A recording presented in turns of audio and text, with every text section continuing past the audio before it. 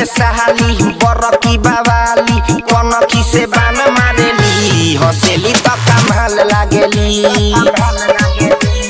भैया के साली बरकी बावाली कनखी से बान मारेली हंसेली तो कमाल लागेली।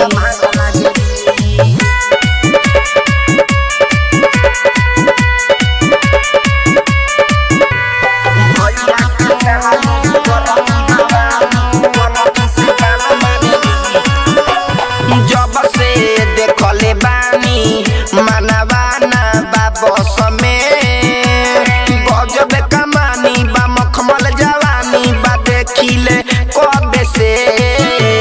जब से देखले बानी मनवाना बाबस में गजब कमानी बा मखमल जवानी बा देखिले कबे से। बनिया रही है जिया राजू रही है हो जी सब काम हाली हाली।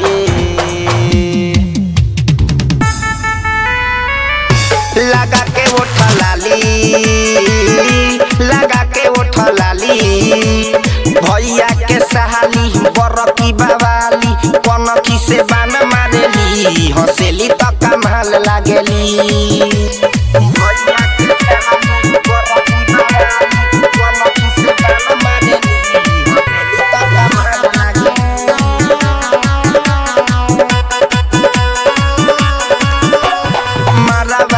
देवत बहारी सबके काटल है काटल गाड़ी रंजित ऋतिक के सुन के खुलल दिलावा के वहारी मारावा में सबके देवे ली बरतिया हसन के गाड़ी रंजित ऋतिक के सुन के खुलल दिलावा के वहारी।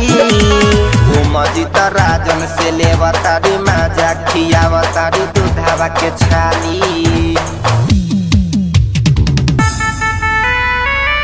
लगा के उठा लाली लगा के उठा लाली भैया के साली बरकी बावाली कनखी से बाना मारेली हंसेली तो कमाल लागेली। Pushpa recording studio Delhi.